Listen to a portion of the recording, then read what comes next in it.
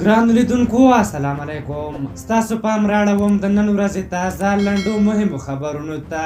پیل له ولسمشر محمد اشرف غني کوو. ولسمشر غني د یو حکم له لارې ایران سره پر پوله د یو شمېر افغانانو د وژلو د هر اړخیزې ارزونې په موخه باصلاحیته پلاوی وټاکه. د دې پلاوي مشري به د وسلوال فوز اعلی سرقمندانۍ نظامي سرمفتش حامد تماسي کوي.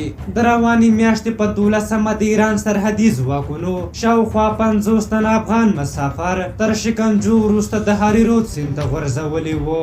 ګلبدین حکمتیار ویلي ایران له لوري افغانستان سره پر پوله د افغان کډوالو وژل او شکنجه کول وحشیانه عمل دی. حکمتیار ویلي که څه هم بهرنیو چارو وزارت د دغسې مکررو جنایاتو په اړه مناسب دریځ غوره کړی، د پیښې کلکه غندنه یې کړې او هغه یې وحشت او جنایت ګڼلی، خو دا کفایت نه کوي او باید زیاته څېړنه وشي. حیات الله حیات د کندهار والي حیات الله حیات د کورونا ټیسټونه له معایناتو وروسته مثبت شوي او نوموړی د کورونا وبا په ناروغۍ اخته شوی. د امریکا د دفاع وزیر مرستیال نوي مرستیال وزیر جیمز انډرسن د دغه هیواد سنا ته د خبرو پر مهال ویلي دوی له طالبانو سره د جګړې د پای ته رسېدو او د تاوتریخوالي د کمیدو په موخه د سولې هوکړه کړې. د ده په خبره که طالبان تاوتریخوالی کم نه کړي نو د دې احتمال شته چې د سولې پر دغه هوکړه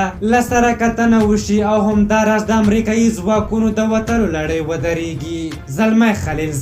زلمی خلیلزاد د پاکستان د فوز له لوی درستیز جنرال قمر جاوید باجوا سره کتلي. خلیلزاد وایي له جنرال باجوا سره د افغان سولې او سیمه ییز امنیت په ګډون پر ځینو مسایلو غږېدلی.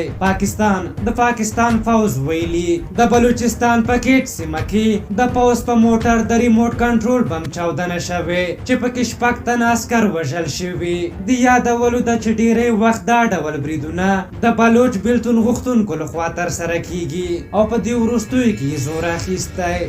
هند د زلمي خلیلزاد هغه غوښتنه رد کړې چې ویلي و دغه هیواد د له طالبانو سره مستقیمو مذاکراتو ته کینی. هندي چارواکو ویلي نوې ډیلي به هغه وخت له طالبانو سره مستقیم مذاکرات وکړي چې دغه ډله افغانستان کې ولسواکه پروسې نظام او منتخب حکومت په رسمیت وپیژني. یو څو ښه خبرونه راخلو. د ولسمشر غني په حضور کې له ننګرهار څخه کونړ ته د 220 کیلو واټه برېښنا د لیږد مزي قرارداد لاسلیک شو او د ولسمشر د لارښوونې له مخې نن د هیواد په ټولو ولایتونو کې بېوزله کورنیو ته د پخې ډوډۍ ورکړه پیل شوه چې د روژې مبارکې میاشتې تر پایه به هره ورځ 3,42,214 کورنیو ته لس ډوډۍ په وړیا ډول ورکول کیږي.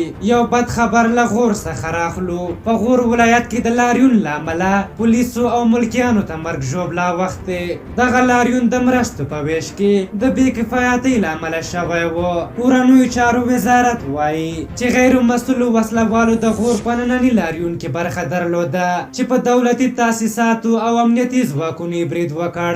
دوی وایي چې په ننني لاریون کې 2 پولیس، 4 لاریون کوونکي او 1 خبریال وژل شوی. وروستی خبر دا دی چې د امریکا ولسمشر ډونالډ ټرمپ وایي کورونا ناروغۍ هم لکه د نورو شیانو په څېر مري او که واکسین ورته جوړ هم نشي دغه ناروغۍ په خپله له منځه ځي. په هر حال دا و د نن ورځې تازه لنډ او مهم خبرونه. تر بیا چې ستاسو چوپړ ته راځم په لوی او بخښونکي خدای مو سپارم. د الله په امان.